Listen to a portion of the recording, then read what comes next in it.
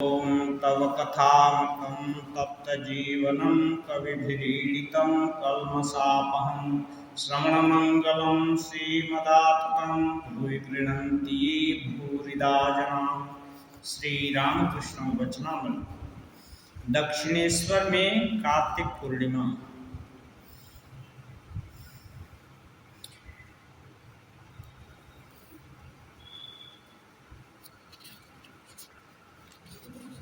श्री रामकृष्ण कह रहे हैं,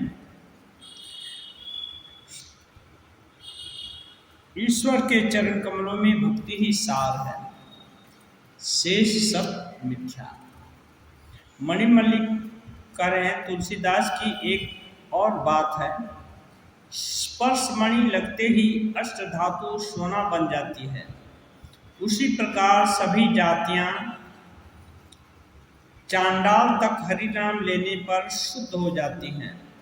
और वैसे तो बिना हरि नाम चार जात चमार, मैंने बिना जो भी हरि नाम नहीं लिया वो एकदम तुच्छ है। श्री रामकृष्ण, जिस चमड़े की खाल छूनी भी नहीं चाहिए उसी को पका लेने के बाद फिर देव मंदिर में भी ले जाते हैं। हाँ, जिस चमड़े की खाल को छूते नहीं हैं लोग, हमारा चीज नहीं छूते हैं ना। छूने के बाद आदमी भी मर जाए तो छूने के बाद क्या करते हैं, स्नान करते हैं। तो अब लेकिन उसी को अच्छा से पका लिया, शुद्ध कर लिया, तो वो देव मंदिर में भी ले जाते हैं। ईश्वर के नाम से मनुष्य पवित्र होता है, इसीलिए नाम संकीर्तन का अभ्यास करना चाहिए। मैंने यदुमल्लिक की माँ से कहा था, जब मृत्यु आएगी तब यही संसार की चिंता होगी, परिवार, लड़के लड़कियों की चिंता, मृत्यु पत्र की चिंता, यही सब चिंताएं आएंगी। भगवान की चिंता न आएगी। उपाय है उनके नाम का जप करना, नाम कीर्तन का अभ्यास करना। यदि अभ्यास रहा तो मृत्यु के समय में उन्हीं का नाम मुंह में आएगा। अभ्यास रहा तो बिल्ली के पकड़ने पर चिड़िया की चा चा बोली ही निकलेगी, उस समय वह राम राम हरे कृष्ण न बोलेगी। मैंने आपको सिखाती है ना, राम राम बोलो, ये बोलो, लेकिन जब कोई बिल्ली उसको पकड़ ले तो अपना स्वाभाविक ये करेगा।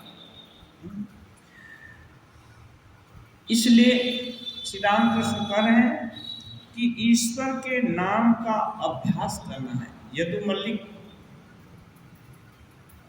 भक्त थे, उनकी माँ बूढ़ी थी, तो उनको बोलते हैं कि ये घर का बच्चा अमुक तमुक नाती नतकुर ये सब करते करते इनकी ही याद आएगी, भगवान की याद नहीं आएगी। इसलिए अभी से अभ्यास करो तब होगा। बलराम के पिता मणिमल्लिक, वेणीपाल ये सब अब वृद्ध हो गए हैं। क्या इसीलिए श्री रामकृष्ण उनके कल्याण के लिए ये सब उपदेश दे रहे हैं? श्री रामकृष्ण फिर भक्तों को संबोधित करके बातचीत कर रहे हैं। श्री रामकृष्ण एकांत में उनका चिंतन और नाम स्मरण करने के लिए क्यों कहता हूँ? संसार में रात दिन रहने पर अशांति होती है। देखो ना, एक गज जमीन के लिए भाई भाई में मार काट होती है। कह रहे हैं संसार में रात दिन रहने पर अशांति होती है। देखो ना, एक गज जमीन के लिए भाई भाई में मार काट होती है। सिखों का कहना है कि जमीन, स्त्री और धन, इन्हीं तीनों के लिए इतनी गड़बड़ तथा अशांति होती है। तुम लोग संसार में हो तो इसमें भय क्या है? राम ने जब संसार छोड़ने की बात कही तो दशरथ चिंतित होकर वशिष्ठ की शरण में गए। वशिष्ठ ने राम से कहा, राम, तुम क्यों संसार को छोड़ोगे? मेरे साथ विचार करो। क्या संसार ईश्वर से अलग है? क्या छोड़ोगे और क्या ग्रहण करोगे? उनके अतिरिक्त और कुछ नहीं है। वे ईश्वर, माया, जीव जगत सभी रूप में प्रकट हो रहे हैं।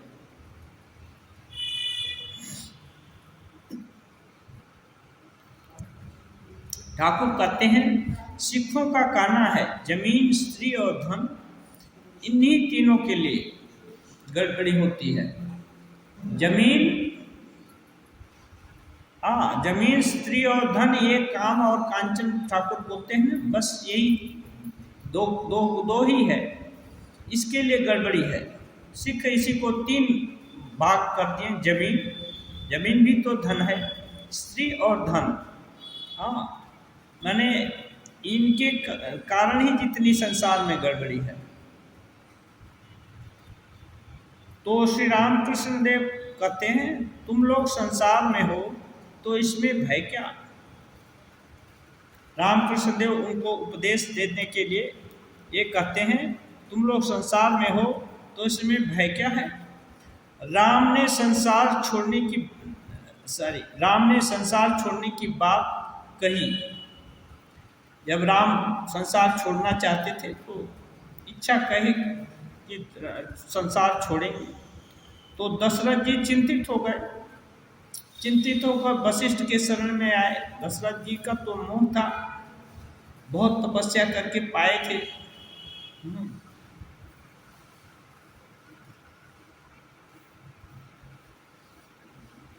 इसलिए अब उनको किसी तरह से छोड़ना नहीं चाहते थे, छोड़ने से ही उनके प्राण चले जाएंगे। तो वशिष्ठ जी ने राम जी से कहा, राम तुम संसार क्यों छोड़ोगे? पूछे, प्रश्न करते हैं। और राम जी तो अपना स्वरूप जानते हैं। राम जी साधारण अज्ञ लोगों की तरह तो है नहीं, और इस चीज को वशिष्ठ जी भी जानते हैं।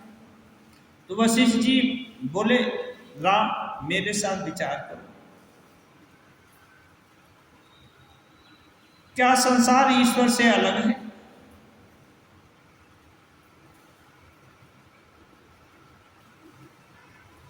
जैसे साधारण आदमी हम लोग,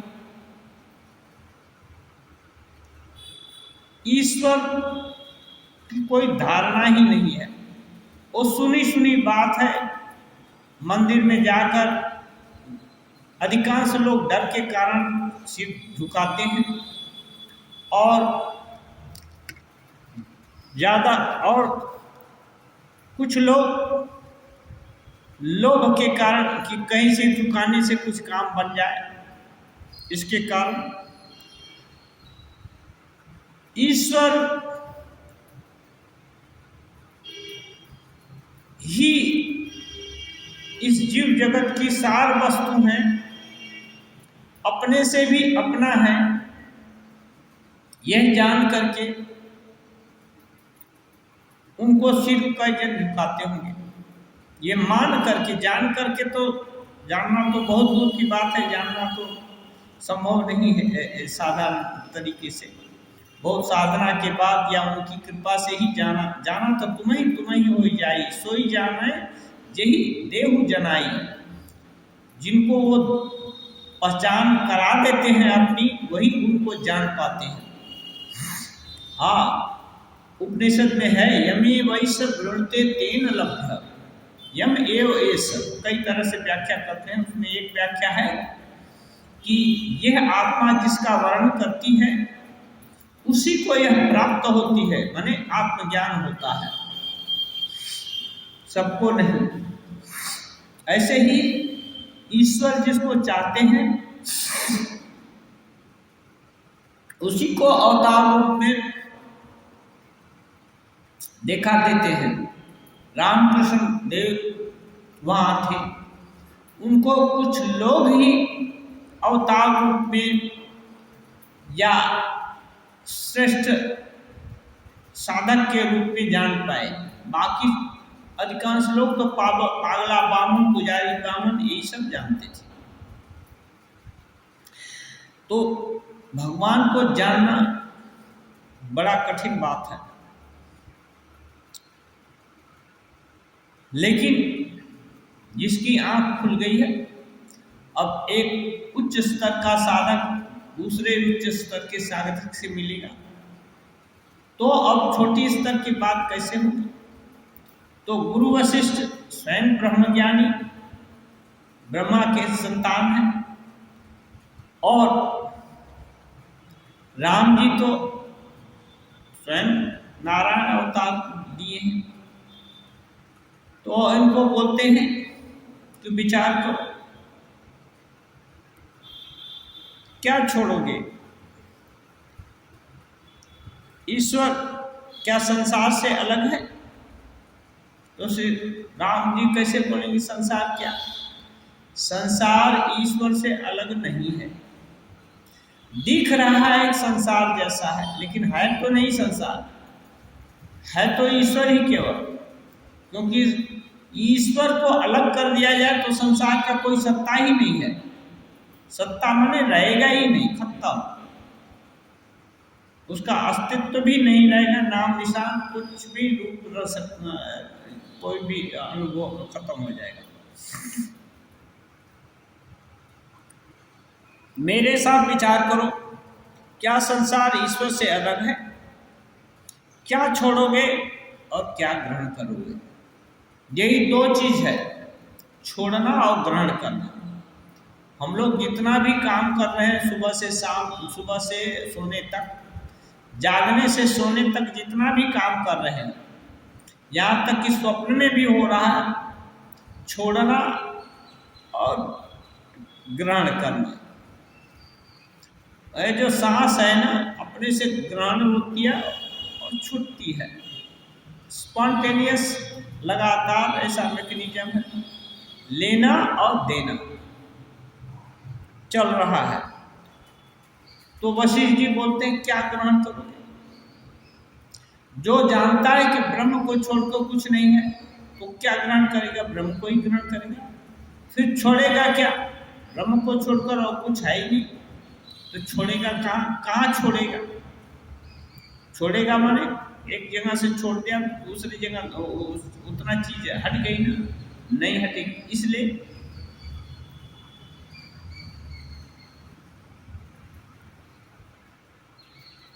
ये पूर्णमद पूर्णमिदं पूर्णात् पूर्णमुदच्यते ये मंत्र है, ये सब कुछ पूर्ण है। वैसे ब्रह्म से ही पूर्ण है, फिर पूर्ण में से पूर्ण को निकाल भी दे तो पूर्ण ही बचेगा, कुछ नहीं,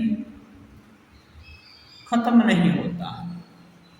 तो राम जी जानते हैं, वशिष्ठ जी को ये मालूम है, दशरथ जी को मोहबस नहीं मालूम है। राम जी हर समय दशरथ जी को नहीं मालूम रहता कि वो भगवान के अवतार हैं, इसलिए मोहबस वशिष्ठ ये विश्वामित्र को भी नहीं देना चाहते थे।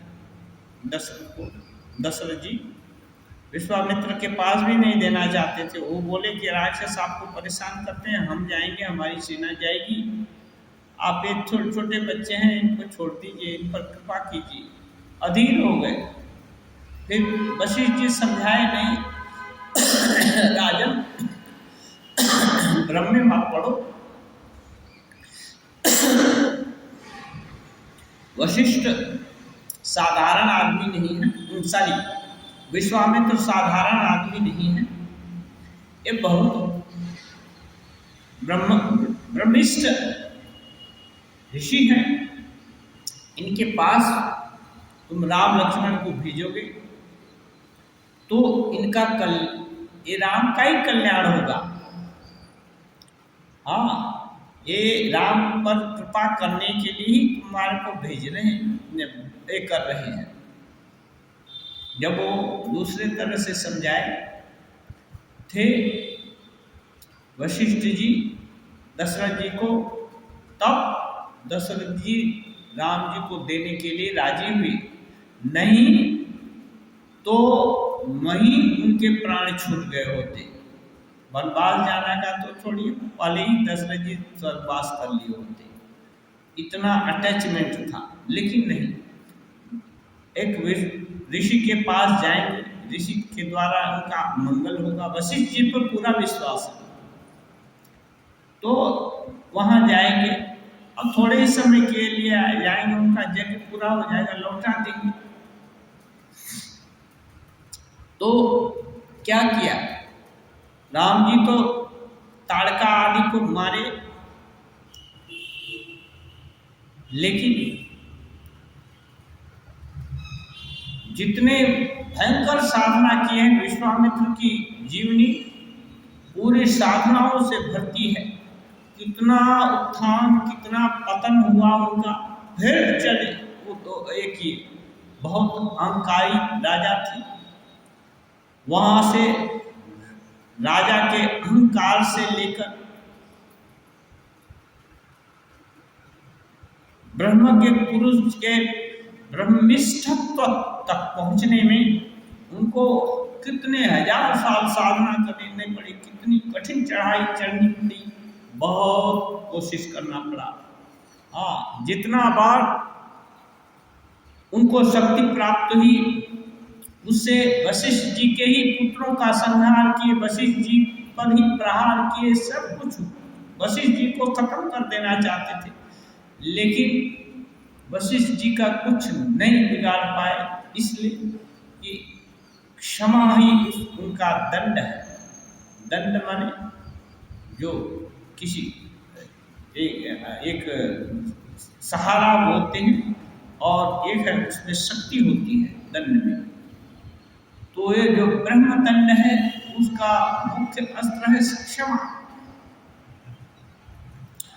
तो इसके कारण विश्वामित्र के सभी अस्त्र शस्त्र फेल हो गए, अभी कुछ नहीं कर पाए वशिष्ठ का, लेकिन उनके पुत्रों का सर्वनाश कर दिए, खत्म, 100 पुत्र को खत्म कर दिए और बहुत कुछ कष्ट दिए।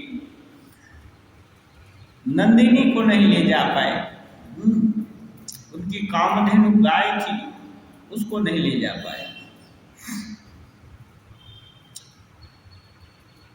लास्ट में वशिष्ठ ही उनको ब्रह्मिष्ठ की कह के पुकारी, और ये तो सत्यवादी थे। तब विश्वामित्र के दिल में संतोष हुआ कि अब हो गए, तपस्या पूरी हो गई, नहीं तो अपनी तपस्या से त्रिभुवन को जला देना चाहते थे, इतनी तपस्या कर रहे थे। कष्ट देने के लिए नहीं, ब्रह्मिष्ठ पुरुष होने के लिए उनको लगा कि हम इतना तपस्या की, इतनी शक्ति, सब शक्ति ये ब्राह्मणत्व की शक्ति के पीछे हार गई, तो अब ब्राह्मण बनकर ही दिखाऊंगा, ये संकल्प ये विश्वामित्र में है। वशिष्ठ जी तो जन्मजात आए थे, हाँ, इतनी लोहा नहीं, लेकिन विश्वामित्र का लाइफ है पूरा लोहा लिए, और कितना संघर्ष, कितना क्रोधी, कितना महत्वाकांक्षी आदमी, राजा, इतने उद्दंड स्वभाव, वो सबसे संघर्ष करते करते ब्रह्मिष्ठ में क्षमावान हो गए एकदम। वो चाहते तो एक हुंकार से राक्षसों का, ताड़का, सुबाहु, जो भी कोई थे मारीची वगैरह, ये सबको एक फूंक से जला दे सकते थे, लेकिन नहीं, अब ब्रह्मिष्ठ अवस्था में हो गए, तो अब किसी का नुकसान नहीं करेंगे, किसी का अमंगल नहीं करेंगे। तब इसके लिए राम जी को मांगने गए, तो राम जी का जितना भी ये अपने जीवन में साधना किए थे, बहुत तपस्या से बहुत सारा अस्त्र शस्त्र पाए थे, दिव्यास्त्र। यद्यपि राम जी स्वयं ईश्वर हैं, उनके पास अस्त्रों की कमी नहीं, चाहने से मन से ही प्रकट कर सकते थे, लेकिन नहीं, ये नर देह धारण हुआ है, यहाँ किसी को उपलक्ष्य होना पड़ेगा, तो वो अपनी तपस्या का जितनी भी अस्त्र शस्त्र पाए थे सब राम जी को दिए, और एक बला और अबला, एक दो विद्या होती है, उससे भूख प्यास नहीं लगेगा, नहीं खाने से भी कुछ नहीं होगा, न तो दुबले होंगे न तो भूखे होंगे, कुछ भी।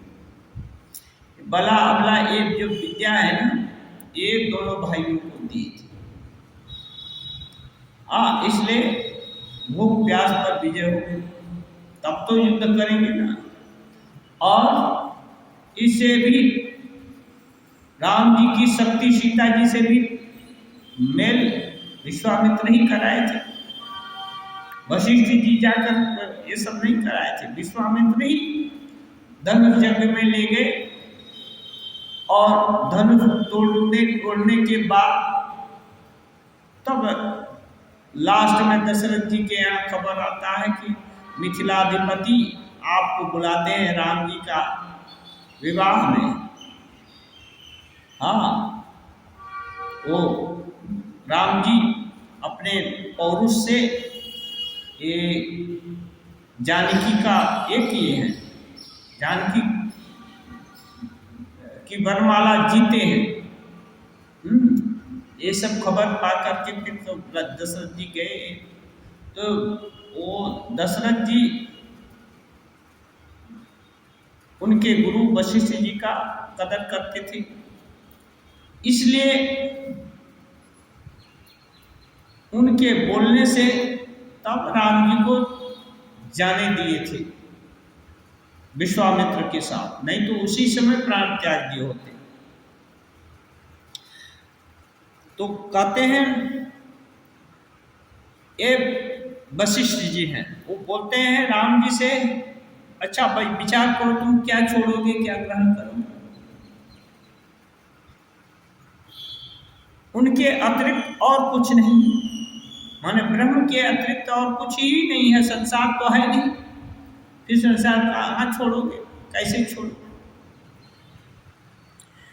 वे ईश्वर माया जीव जगत सभी रूप में प्रकट हो रहे हैं। बोलने से ही राम जी समझ गए, चुप हो गए, क्यों, वो जानते थे, उनके अंदर बोध था। जैसे किसी का नाम सोया हुआ उसको बोला जाए तो तुरंत जगेगा, तो अपना नाम जान जाता, कोई पूछने नहीं जाता कि हमारा नाम ये है क्या कि दूसरा है। राम जी सब जानते हैं, लेकिन दूसरे संसारी लोगों को बताया जाए कितना भी ब्रह्म ही सब कुछ है, किसको समझ में आता है। कितनी बड़ी बड़ी व्याख्या बहुत सारे लोग देते हैं, यूट्यूब पर भी दे रहे हैं, ऐसे कथा काल में लाखों लोग इकट्ठा हो रहे हैं, लेकिन बोल रहे हैं कि भगवान सत्य हैं, उनको ही नहीं पता है, फिर भी शास्त्र में है बोलकर वो चीज बोले जा रहे हैं कि सत्य है। ये भी एक तरह की पढ़ाई है, एक तरह से का अभ्यास है।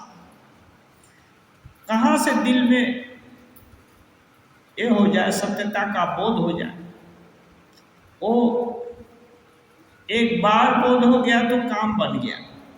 कहते हैं ठाकुर 1000 साल का अंधकार कोठरी, यदि उसमें एक बार एक माचिस घिस दिया जाए, माचिस जला दिया जाए, तो धीरे धीरे प्रकाश, अंधकार जाएगा क्या, अंधकार उसी क्षण चला जाएगा। इसीलिए ईश्वर ईश्वर करते रहने से एक बार यदि दिल के अंदर उसकी दमक हो गई तो सत्य से परिचय हो जाएगा। फिर संसार ये संसार रूप में नहीं है, ईश्वर ही है, ऐसा सब मालूम हो जाएगा, तो वही जीव ब्रह्मज्ञ हो जाएगा, भगवान का ज्ञाता हो जाएगा। बलराम के पिता कहते हैं बड़ा कठिन है श्री राम कृष्ण, साधना के समय यह संसार धोखे की टट्टी है, फिर ज्ञान प्राप्त करने के बाद, उनके दर्शन के बाद, वही संसार आनंद की कुटिया है। दो चीज है। अभी देखिए, साधना जब करते हैं तो जितने भी संसार का आकर्षण है वो सब पागल खींचता रहता है, ईश्वर की तरफ जाने नहीं। जो चीज बार बार खींच रही है, अच्छा साधारण तरीके से देखें हम, कोई चीज खाने की वस्तु है, उसमें मिठाई ज्यादा है, अच्छा है, पुष्टिकर है, फिर भी गले से बाहर खा लेंगे तो पुष्टिकर होगा, वो उल्टी हो जाएगा ना, नुकसान करेगा। या ज्यादा मिठाई खाएंगे तो शुगर हो जाएगा और कुछ हो जाएगा, नुकसान करेगा कि नहीं। तो जिसको इस विज्ञान की जानकारी है कि ज्यादा मिठाई खाने से शुगर हो जाएगा, अमुक बीमारी, उसके कारण और भी अमुक बीमारी होगी, तमुक बीमारी होगी, ये सब जानता है, वो स्वयं भी कम खाने का चेष्टा करेगा, संतुलित आहार खाने का चेष्टा करेगा, और उसका जो भी सगा संबंधी बेटा बेटी या जो कोई भी है उसको भी वही शिक्षा देगा। अब उसकी शिक्षा मानकर कोई यदि वैसा आचरण किया तो उसको शुगर नहीं होगा, बच जाएगा। ऐसे ही संसार सत्य दिखता है, बहुत आकर्षक है। संसार का आकर्षण भयंकर है। और सबसे बड़ा संसार क्या है? अपना देह। अपना देह से ज्यादा और कुछ प्यारा नहीं होता। ये देह को ही गेह भी बोलते हैं, माने घर। यही अपना असली घर है। माने इस संसार का ये जो जीव आत्मा का है ना, ये देह, मनुष्य देह ही अपना गेह है। तो ये देह और गेह माने देही का जो ये है ना, ये देह और ये जो शरीर, देह है और शरीर को रखने वाला जो घर है वो भी। अभी घर ना रहे तो कहाँ रहेगा? देह डगमगाने लगेगा। इसलिए ये सब बहुत प्रिय है, इनको छोड़ते नहीं बनता, या इनकी सत्ता नहीं है। कोई बोलेगा अपना देह कोई छोड़ने के लिए तैयार होगा या अपना घर कोई छोड़ने के लिए तैयार होगा? नहीं हो सकता है।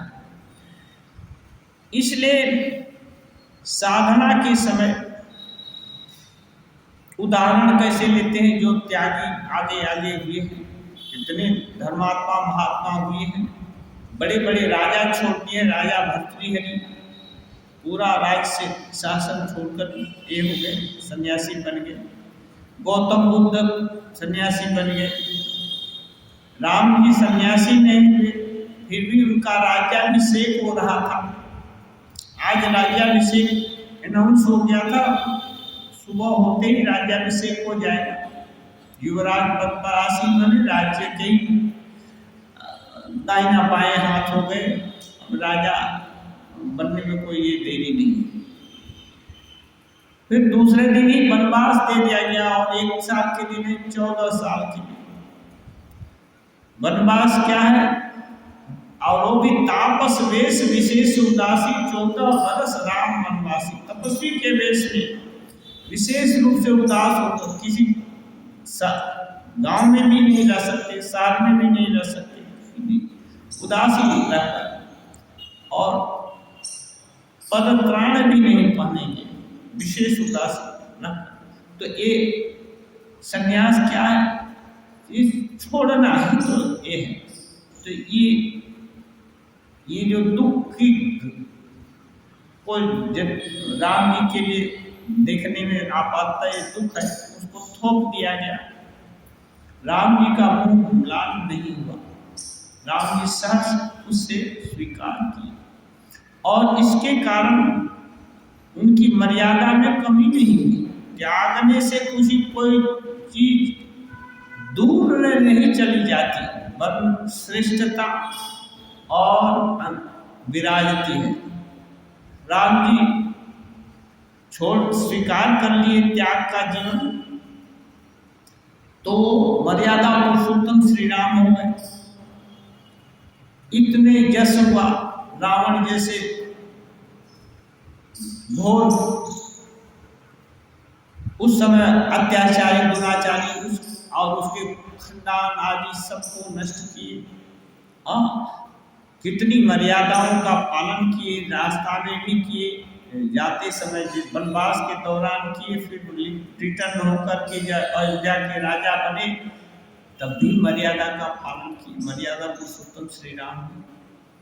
और यदि वो तुरंत विद्रोह कर देते तब एक लोभी युवराज हो जाते कि नहीं, पिताजी तो बोले थे कि तुम हमको बांध करके राजा बन जाओ। यदि ऐसा कर लेते तो लोभी राजा हो जाते। जैसा कि आजकल और इतिहास बोलता है, बहुत लोग कर लिए हैं, इसको हटाकर उसको खींचकर उसको बंदी बनाकर इसको दगाबाजी करके लोग हथियार लिए हैं सब।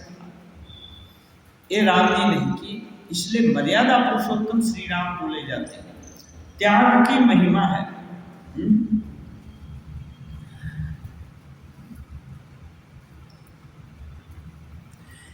तो क्या है संसार? ये संसार ही संसार के जैसा दिखता रहेगा तो आध्यात्मिक दृष्टिकोण खुलेगा ही नहीं, वो चीज नहीं दिखेगा। इसलिए महापुरुष लोग जो रास्ता दिखा दिए हैं, गुरु दिखा दिए हैं, साधना के समय ये समझना पड़ेगा, ये संसार धोखे की टट्टी है। टट्टी माने धोखा की टट्टी किसको बोलते हैं?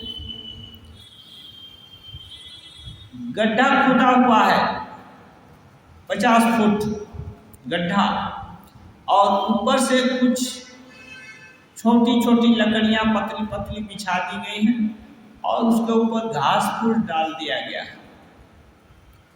नहीं जानते कि ये जमीन है ना, ये है, तो जैसे ही पैर जाएगा हाथी का या किसी जानवर का या किसी आदमी का भी चला जाए तो सीधा गड्ढा में हाजिर हो जाएगा, वो भी 50 फुट, जिससे उठ नहीं सकते, गिर गए।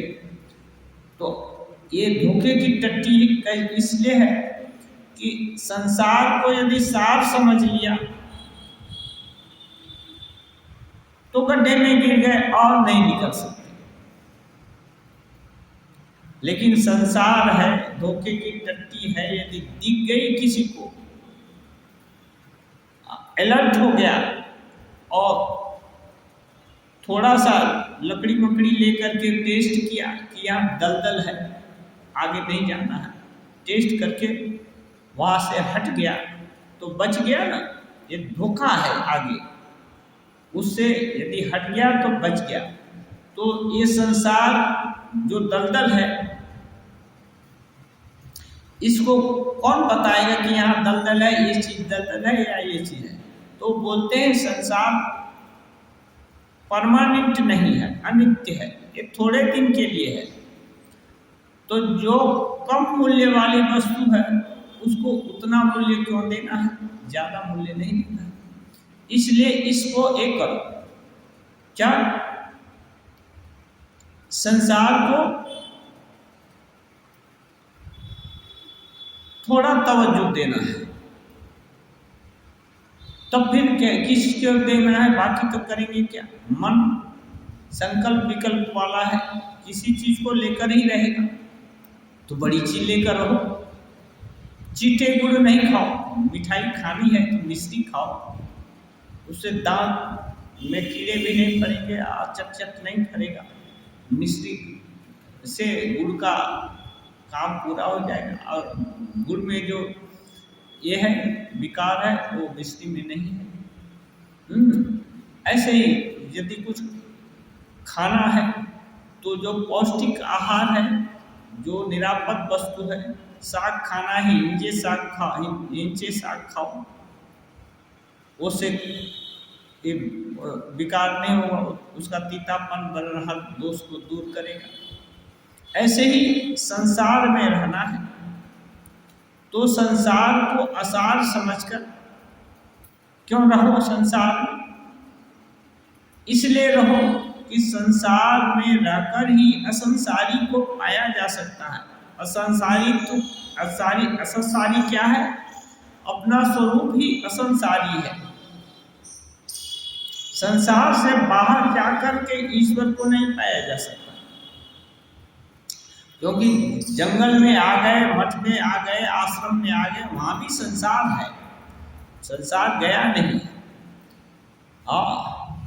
ये तो आनुष्ठानिक रूप से संसार त्याग करते हैं, या एक घर छोड़ दिया और जाकर कुटिया बांध करके वहां रहे या वहां चले गए, लेकिन संसार तो है।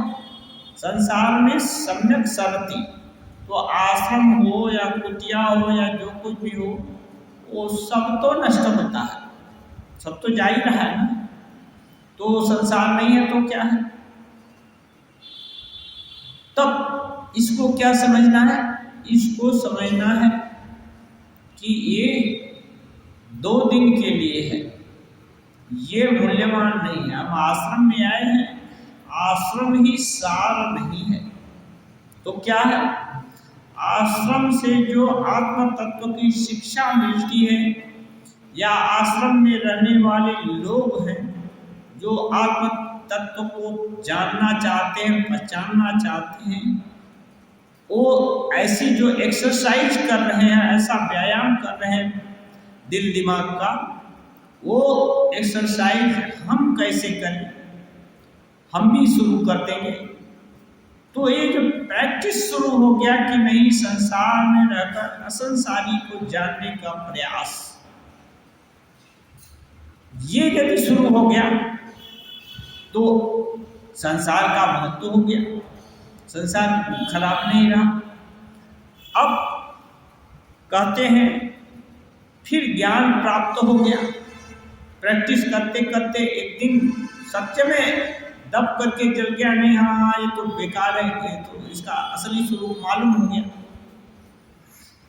और अपना स्वरूप असंसारित्व का भी मालूम हो गया, तो इसको बोलते हैं ज्ञान प्राप्त। तो ठाकुर बोलते हैं ज्ञान प्राप्त करने के बाद, उनके दर्शन के बाद, माने उनके यानी ईश्वर के दर्शन के बाद, या खुद का आत्मज्ञान हुआ, एक ही चीज है, ऐसे बोलना या वैसे बोलना, वही संसार आनंद की कुटिया है। यदि किसी को ज्ञान प्राप्त हो गया तो ब्रह्मानंद लब्ध पुरुष के लिए सर्वत्र आनंद ही आनंद है। क्यों? जहाँ दृष्टि पड़ती है, लोग देख रहे हैं, सुख है, दुख है, अमुक है, तमुक है, वो तो सब जगह आनंद से ओतप्रोत देख रहा है, क्योंकि ईश्वर को छोड़कर और कुछ नहीं है।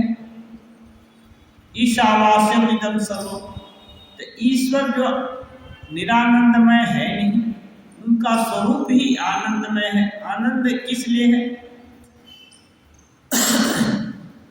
जो चीज अभी है, जो दूसरे क्षण नहीं रहेगी, वो सुख कैसे देगी? वो सुखद हो ही नहीं सकती है।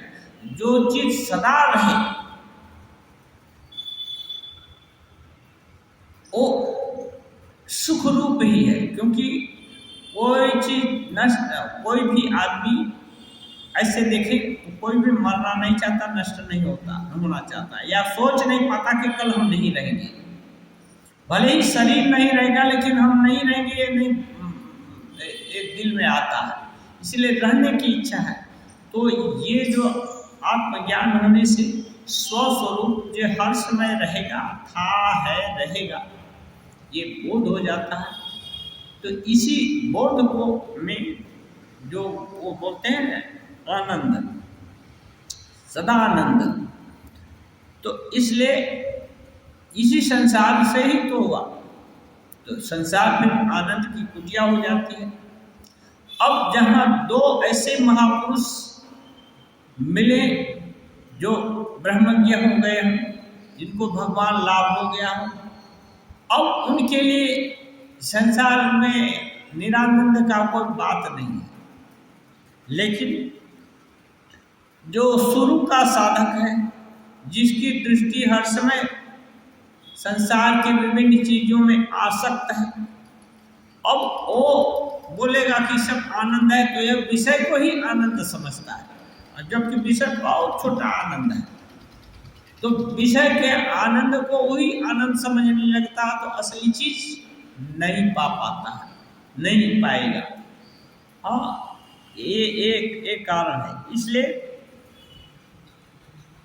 जो जान गए कि सर्वत्र ब्रह्म ही है, ब्रह्म ही सब कुछ हुए हैं और स्वयं ही ब्रह्म है, बस उसके लिए सर्वत्र आनंद है। इसलिए राम जी तो ये जानते हैं, वशिष्ठ जी बोलने से क्या छोड़ोगे, क्या ग्रहण करोगे, तो वो चुप रहे, क्योंकि वो अपना स्वरूप जानते हैं। इसलिए वो घर द्वार छोड़ करके सन्यासी नहीं हुए। सन्यासी कौन होता है? जिनको कि यह है आत्म का बोध नहीं है। जो आत्मज्ञानी है वो तो बौद्ध सन्यासी है, उसको सन्यास और अलग से लेने का क्या जरूरत है? जैसे सुखदेव जी का सन्यास का वर्णन कहीं नहीं मिलता है। वो गुरु के पास उनके पिताजी भेजे थे जनक जी के पास, लेकिन वो सन्यास दीक्षा तो नहीं ली। वो जाकर के उनको उपदेश दिए कि जो विभिन्न तरह की परीक्षा कर लिए, उसके बाद बताए कि ये देखो तुम्हारी अवस्था ही ब्रह्म ज्ञान की अवस्था, बस इतना ही जानने से ही बस तुरंत वो मान लिए, खत्म बात हो गई। दूसरे को बोला जाए कि नहीं कुछ नहीं, भगवान स्वरूप ही हो, यहाँ किसी को बोल दिया जाए, उसको कभी होगा नहीं होगा, क्योंकि अपने अंदर दुनिया भर का विकार ही दिखता है। भगवत सत्ता का तो अनुभव कभी किया नहीं। तो कोई 70 बार बोलने से भी वो सोचेगा हो सकता है खुशामद कर रहा हूँ या कुछ कर रहा हूँ, इसके लिए ऐसा बोलता है। कोई इसलिए दिल में कितना भी बोले दिल में नहीं लगता है। तो ये एक चीज़ है। इसलिए दो स्टैंड पॉइंट, आत्मज्ञानी के स्टैंड पॉइंट से संसार आनंद की कुटिया है, और संसारी के स्टैंड पॉइंट से ये तो दुख का ही है, पूरा संसार है। इसलिए योग सूत्र में कहते हैं परिणाम ताप संस्कार दुख है गुण वृत्ति विरोधाच दुख में सर्व विवेकिना। परिणामी है सब कुछ, ताप है कितने तरह का, बहुत दैविक भौतिक ताप है, परिणाम ताप संस्कार, अच्छा संस्कार बुरा संस्कार, कितने तरह का संस्कार, परिणाम ताप संस्कार दुख है, कितने तरह के दुख है। गुण वृत्ति, गुण कितने का, सगुण अवगुण कितना है ना, दुर्गुण कितना ये है। गुण वृत्ति, वृत्ति माने बोलते हैं एक चीज देखे ये अच्छी लग रही है, दूसरी चीज देख रहे हैं खराब लग रही है, ये सब वृत्ति है। तो ये देखने की जो ऑब्जेक्ट दिख रहे हैं या वो जो दिमाग ये कर रहा है, अपने लोगों को देखने से वृत्ति होती है, दूसरे को किसी को देखकर विरक्ति हो जाती है, जिसने कभी कष्ट दिया है उसको देखकर विरक्ति वाली वृत्ति हो जाती है। तो ये सब है, ये सब देख करके विवेचना करके विद्वान लोग ठीक किया है कि ये संसार दुख में वो सर्वम विवेकिना है। इसलिए विवेकी लोग ठीक करता है कि सभी कुछ दुखमय ही है। हाँ, लेकिन इससे दुख से बाहर जाने के लिए ये जगह है। जो यम नियम आसन प्राणायाम प्रत्याहार धारणा ध्यान समाधि इस अष्टांग योग का ये करेगा, भक्ति मार्ग का अवलंबन करेगा, प्रणमानाम पवित्राणाम जपस्वाद मोक्ष साधन मोक्ष शास्त्र का अध्ययन करेगा, ईश्वर परिधान ईश्वर के शरणागत होगा, आदि सब जो मार्ग है ऋषि गण प्रदत्त इनका अवलंबन करके आगे बढ़ेगा धैर्य सहकार से, वो एक दिन स्वस्वरूप की उपलब्धि करेगा और तब ये संसार मजे की कुटिया हो जाएगी। ओम निरंजनम नित्यम अनंत रूपम भक्तानुकं पादत विग्रहम वै ईशावतारं परमेशमीड्यं तं राम कृष्णं शिरसा नमामि।